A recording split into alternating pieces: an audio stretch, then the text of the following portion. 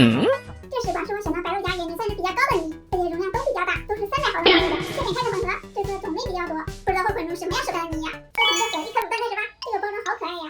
上次混这2家的米基本上都化了，不知道白鹿家的怎么样？来看一下，看着好光滑呀，感觉流动性好好呀。好吧，它也化了，但它玩一下就不粘手了耶。这个手感很特别耶，软软的，还有点 Q 弹。把先倒进去吧，感觉像宽面一样。再来一个草莓翻糖蛋糕看看。哇，里面的软片好可爱呀，这个闻起来有一股酸奶味。呀，它也化了，把这些漂亮的软片撒上去装饰一下，真的好好看啊。来，把它也倒进去。你现在开了2盒都化了，后面的该不会也化了吧？看一下这盒豆乳的，试一下。好吧，它也化了。再看看这盒特诺奶油汤，来试一下这个。它喝起来居然不粘手，它也化了，快点出还好。那你也下去吧。这个质量还是很漂亮的，看一下这个乳酸菌面乳，这个不怎么粘盖子呀，看这质感很光滑。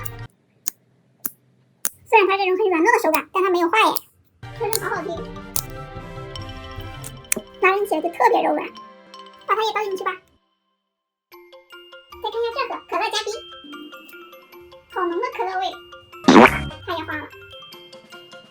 再来一盒奶油糖纳瓷，化了，感觉像在倒白胶一样。再来一盒波士顿奶茶，它是这种灰色的，像灰青色。咦，它好像没有化呀，就是比较柔软，拿人起来还是有点粘手的。那你也下去吧。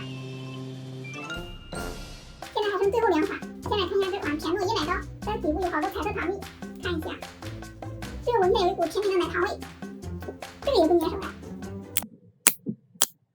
说声很清脆。它这个手感特别糯，像糍粑一样，玩起来有一点点粘手。那你也下去吧。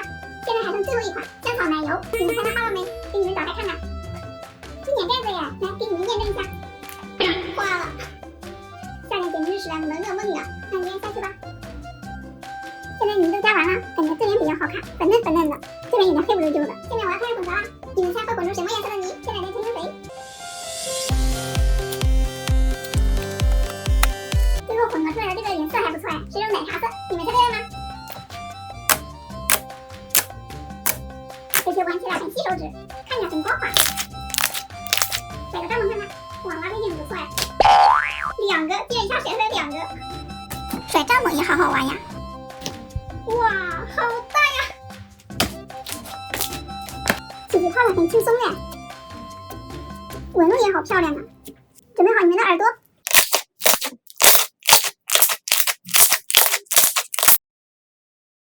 随便一起都有这么大。